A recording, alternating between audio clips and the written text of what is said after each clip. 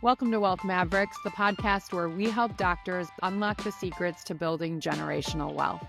And today we're talking about beginning with the end in mind and why having a vision for your practice or career as a doctor is so important.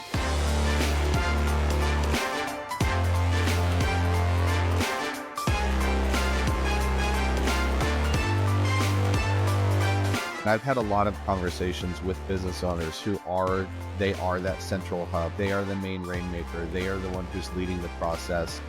That does get exhausting. It doesn't matter who you are. Yes, you may technically own a business, but it's more like that business owns you than the other way around.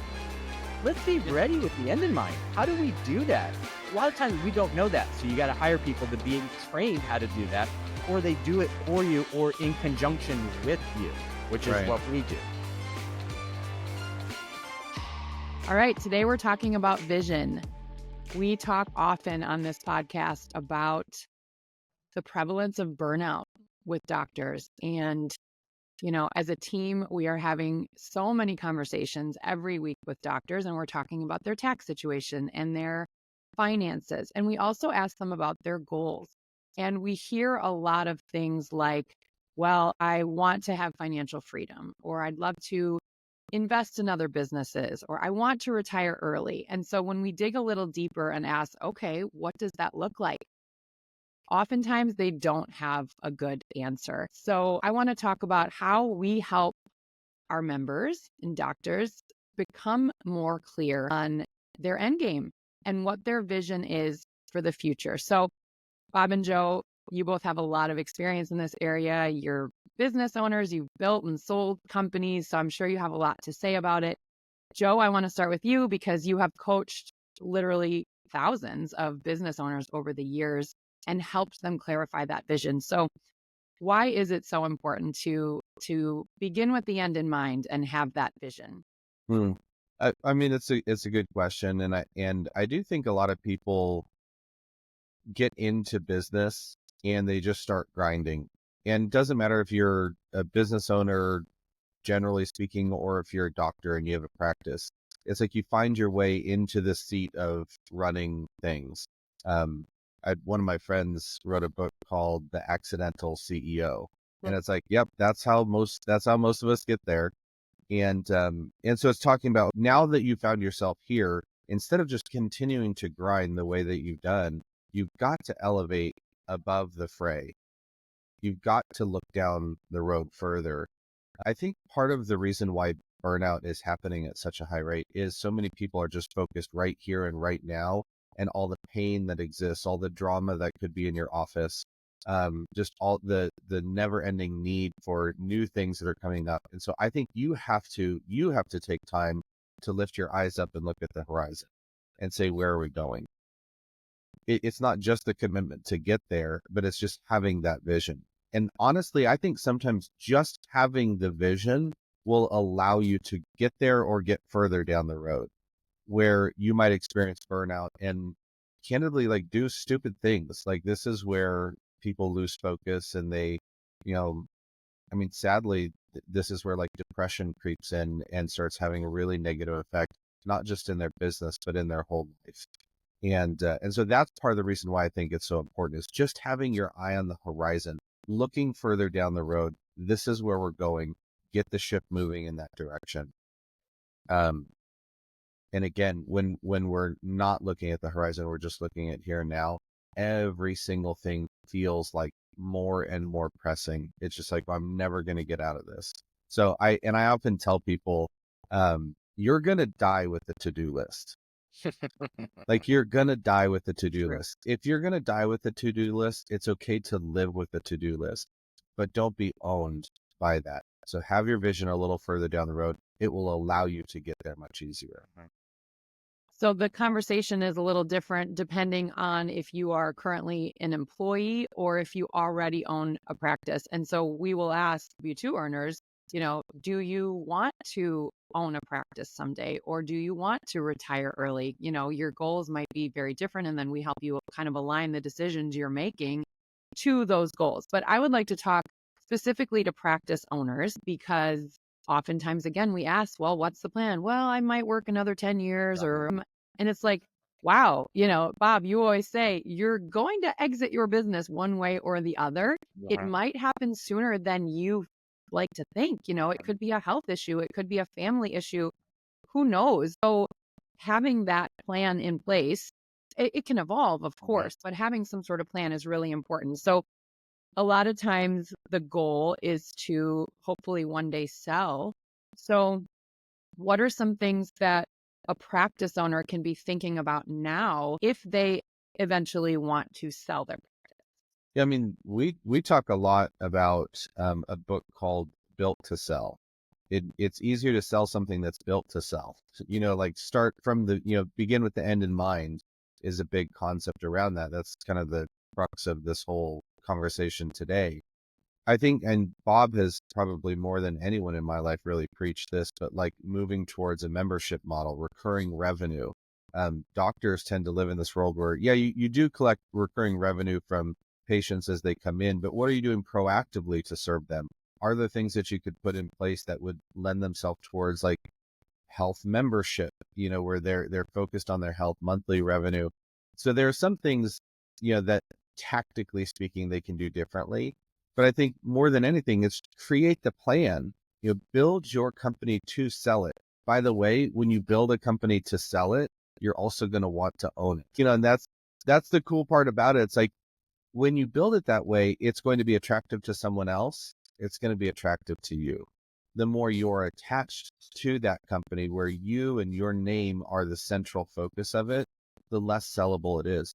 By the way, I think it's more than 8 out of 10 businesses that attempt to sell do not ultimately sell.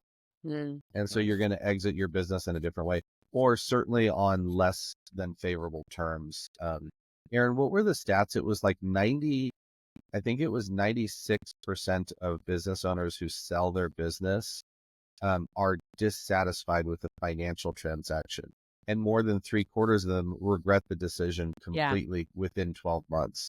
Yes. So don't be Either that because person. of, yes, what they sold it for, who they sold it to, or just the mental part of it, of like not being prepared for what life was going to look like, because their whole identity has been, I'm a doctor, I'm a practice owner, and now you don't have that anymore. So considering all these factors as you're leading up to this huge milestone. I think another thing that we talk about a lot in our value builder coaching is this idea of you are the hub and everything else is the spokes. And if you want to, we talk a lot about in these conversations about freedom, just having a little more freedom of time, or continuing to practice because I want to, not necessarily because I have to. So what sorts of processes and documentation and training can you put in place in your practice now so that you can free yourself up well before you sell or hand it over, to make the transition a little easier and introduce a little more freedom into your life? So I think that's another big part of it. But I think just having answers to these questions, when would you like to exit your practice? Is it 5 years? Is it 20 years? And how much money do I want to walk away with? And then how close am I to that number now? You may think, yeah, I'm real close, but like there's a lot of factors that go into the valuation of a company and what it's actually worth in the market. So if you have no clue what these things are, that's where people like us, the systems like Value Builder, can really help define that for you. And then it becomes really exciting moving toward that. Well, if I can chime in, I think it's when we're looking at this process of selling, it's service businesses are more difficult to sell than product and widget businesses. Because when you think about it from the purpose of somebody buying the business, a service business is you. Someone's not buying you. They don't want you, and you don't want to be bought, right? Yeah. You don't want someone to own you. And so the reason why you're selling or exiting is because you're dissatisfied. To Joe's point, once you build a business to sell the right way, you're going to want to own it, right? And how do you know how to do that? You don't. Most business owners, most people in general, even people who are in the exit planning industry, are helping people exit, not build to exit. So they're helping people who have already got to that point where like, enough's enough. I'm up here. I'm done. If I have to look at whatever this is again And, and that attitude spreads into the employees and the management and that kind of stuff if you're disgruntled. Or if you're a happy seller, that's great. But now the anxiety's on everybody else and everybody who's going to now have a new owner, right? So there's a lot to think about. But in a service business, you really need to think about, how am I going to position my business for someone to want my business, increase the value where I'm not around? And that's what Joe's talking about, is that built to sell. And that's the book and the value builder process. And so going into that mindset with the exit in mind, how do I do this? And so there's so many practices we go into, and just industries and businesses. You can go into a tax practice. You can go into 10 tax practices in a day, and I'd say 9 out of 10 are going to be all ran the same way. Is that because all the owners went to the same, I'm going to own a tax practice school? No, it's the model of the industry. That's not necessarily a good thing. Right. Because other industries can influence the way you build your business for that sell. And that's the thing that we do, is we look at it and say, hey, Joe brought it up, subscription model. Well, we kind of don't really do that in medicine. I bet you we can. Let's do it. And this is how we're going to do it. We're going to do this, and then we're going to plan for this. And then we got to put this structure in place, and you got to look at staffing. How do we do this? How do we generate revenue that's ongoing that you as a physician don't need to be involved with? Right. Well, I'm a surgeon. That's awesome.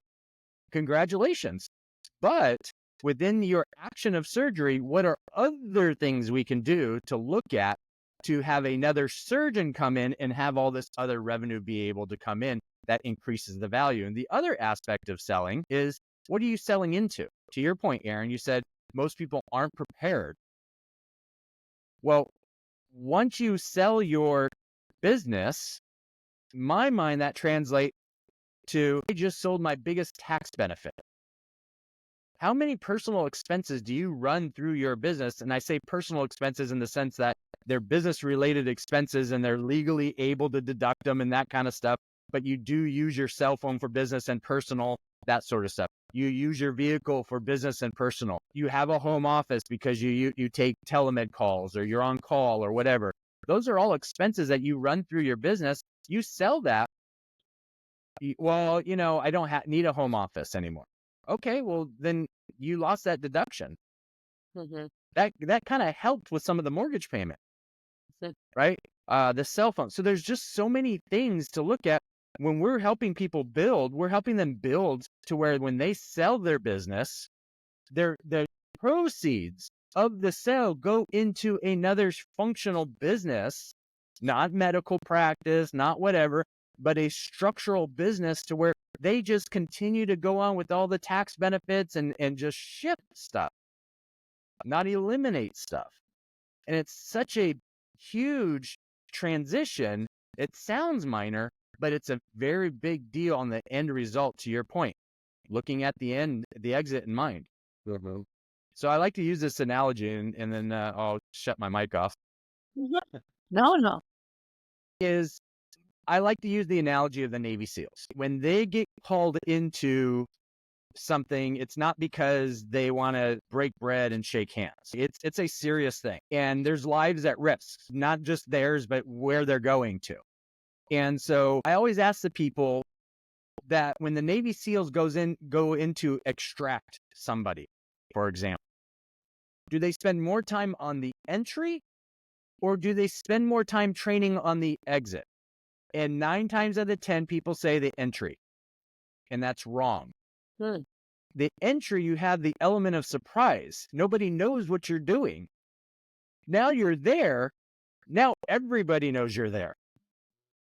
So you have to train for different options and contingencies to exit, so everybody exits.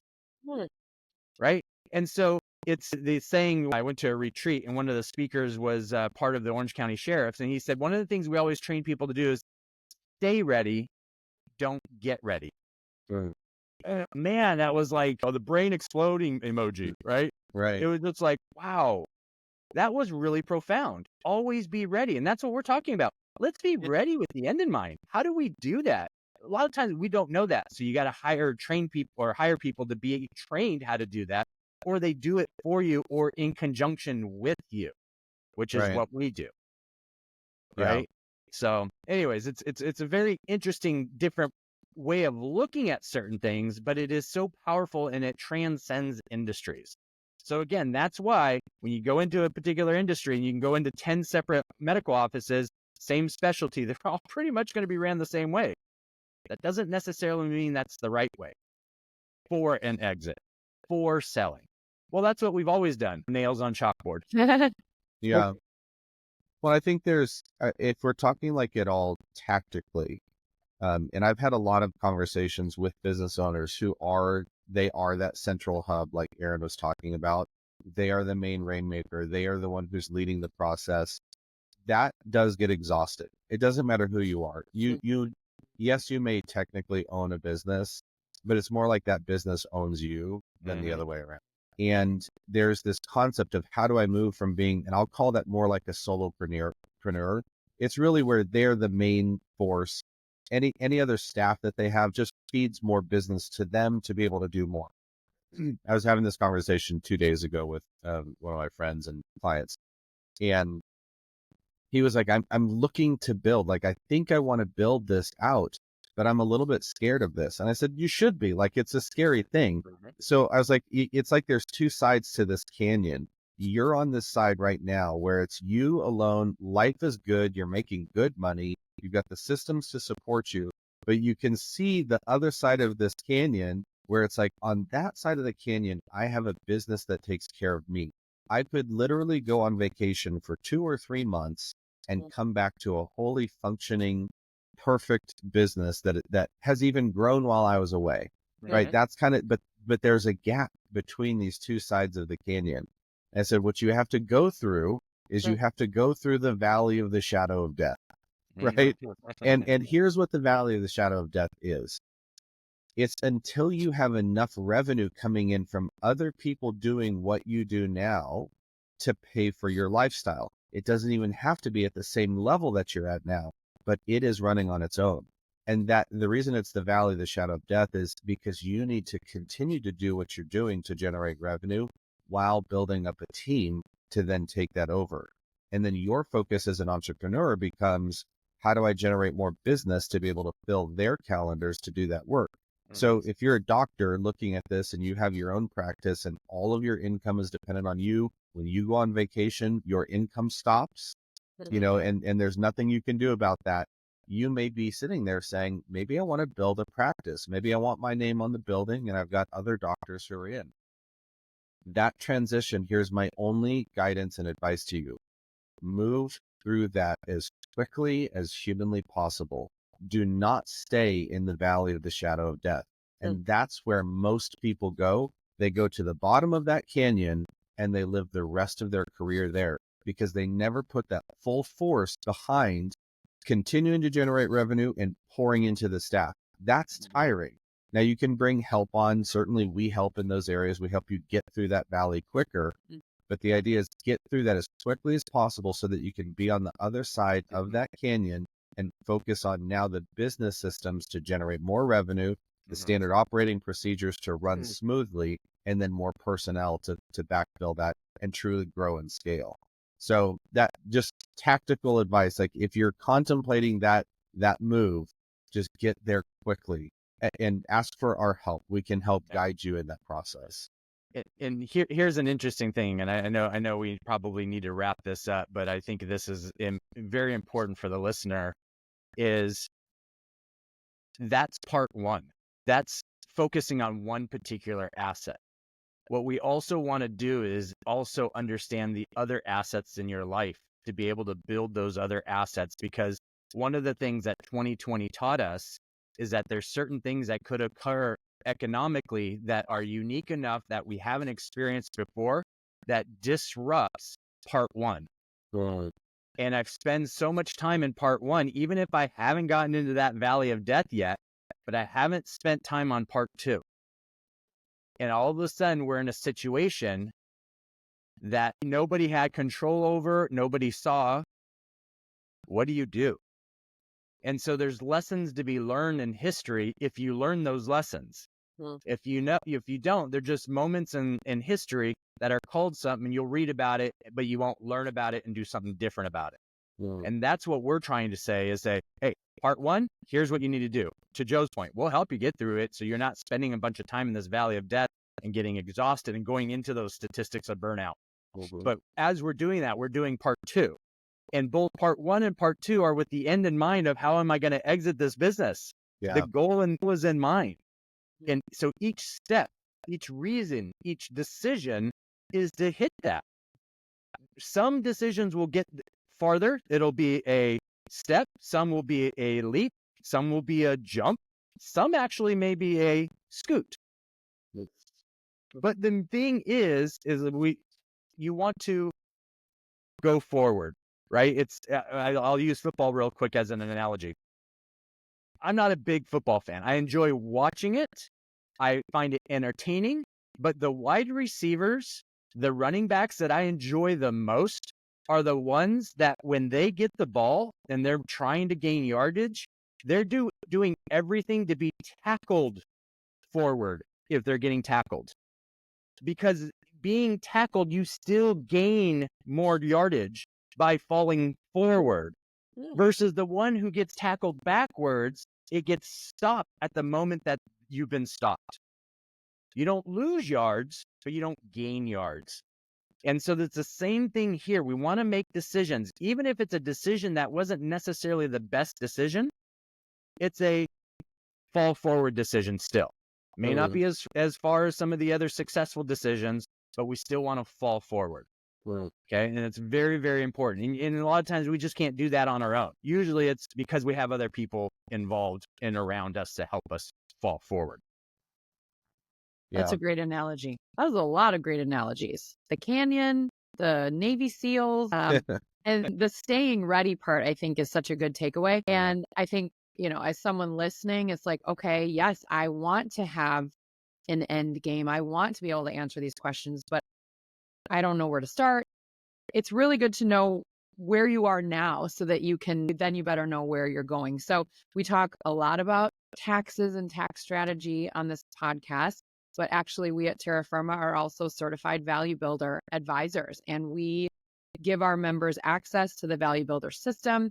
And it is all focused on this. It is focused on increasing the value of your practice and company so that you're ready, whether it's now or 20 years from now. Like we said, if you are building a valuable practice or business, it just makes you happier too. Everyone's going to be happier. We have some great tools for you. We are going to link an ebook called Endgame in the show notes so that you can dive a little bit deeper into what are these questions I should ask? How can I be more ready? And also we offer the Value Builder questionnaire. So it's a 15-minute questionnaire that you go through, and it will give you a score out of 100, both overall and across the 8 key drivers of company value. So it's very black and white knowledge of like, here are the areas that my practice or company is struggling in the most and where I have the most opportunity for growth. So it tells you immediately, here's where we can focus to increase the value, increase the multiple if we were to sell now. And it will give you a current valuation too. So it's good to talk it in medical terms, it's like getting a blood panel, Right. You're getting your blood taken. It's going to diagnose where you have certain key indicators that we need to work on and certain markers that your patient needs to work on.